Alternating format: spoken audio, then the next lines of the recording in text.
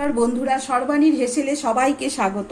আজকে আমি সম্পূর্ণ নিরামিষভাবে পনির রান্না করছি। তার জন্য আমি 300 গ্রাম পনির আগেই একটু হলুদ মেখে রেখেছি। আলু আমি 3টে ছোট ছোট করে কেটে অল্প সেদ্ধ করে রেখেছি। আর আমি 4 চামচ এখানে পোস্ত বাটা নিয়েছি, এই যে পোস্ত বাটা। আর 4 চামচ হলো আমি কাজু বাটা নিয়েছি। 3 চামচ আমি নারকেল বাটা বেটে নিয়েছি।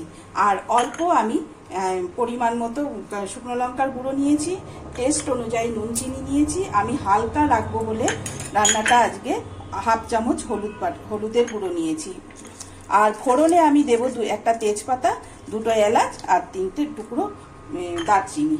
আর আমি আগে একটু নুন চিনি একটা বাটিতে রেখেছি। এখানে আমি গরম জল করে পনিরগুলো ভেজে দেবো, তাতে পনিরগুলো খুব সফট থাকে। আর আমি আজকে ঘি আর সাদা তেল দিয়ে রান্না করব, যার জন্য আমি ঘি নিয়েছি। শেষে আমি গরম মশলা দেবো আর ফ্রেশ ক্রিম দিয়ে রান্নাটা আজকে আমি শেষ করব। তেল আমার গরম হয়ে গিয়েছে, আজকে সাদা তেল দিয়ে রান্না করছি। আর তার এখানে আমি 2 চামচ ঘি দিয়ে দিলাম। এখন আমি আস্তে আস্তে আলুগুলোকে ভেজে নেব। আমার আলু আগে অল্প সেদ্ধ করা ছিল।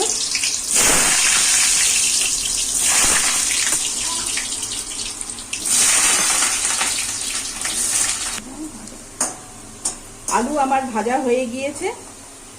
এখন আমি আলুগুলোকে নামিয়ে নিচ্ছি। এই আমার আলু সুন্দর করে ভাজা হয়ে গেল। এখন আমি আলুগুলোকে এই নামিয়ে নিলাম। এখন আমি এই তেলের মধ্যে ঘি দিয়ে পনিরগুলো দিয়ে দিচ্ছি।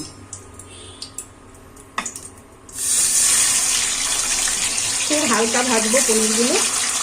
ভেজে আমি অলরেডি গরম জল চিনির মধ্যে গরম জল দিয়ে রেখেছি।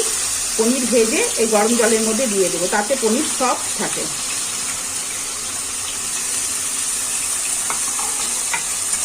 এই পনিরগুলো খুব হালকা হাতে ভেজে নেব। পনির ভাজা ভাজা হয়ে গিয়েছে। এই এই এই ভাজাতেই আমি নামাবো। আমি ছেঁকে ছেঁকে এই যে চিনি দিয়ে গরম জল করে রেখেছি, এর মধ্যে দিয়ে আমি ঢেকে রাখবো, তাতে পনিরগুলো খুব সফট হয়।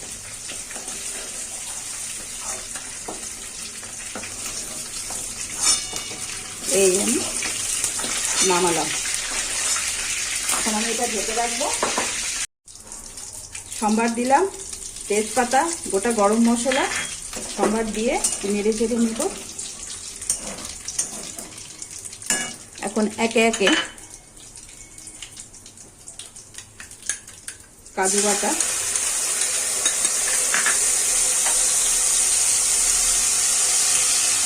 নারকেল বাটা, 3 চামচ নারকেল বাটা নিয়েছি, পোস্ত বাটা এই আমি দিয়ে দিলাম।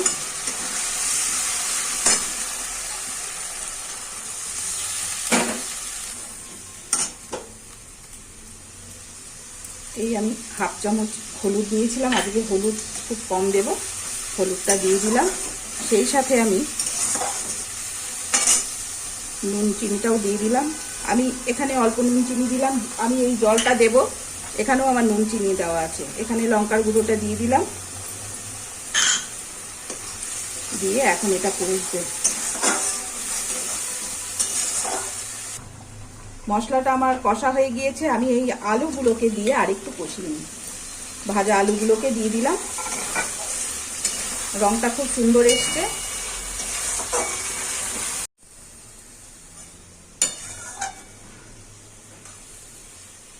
পনিরের যে জলটা ছিল নুন চিনি মেশানো, সেই জলটাই আমি কড়াইয়ে দিয়ে দিলাম। এখন এইটা ফুটবে, এই ঝোলটা ফুটবে। এখন পনিরগুলো আস্তে আস্তে দিয়ে দিলাম। পনির দিয়ে আর একটু ফুটে উঠবে। আমার ঝোল ফুটে এসছে, তেলও ছেড়ে দিয়েছিল। এখন আমি পনির দিয়ে দিলাম, পনির দিয়ে আর একটু ফুটবে।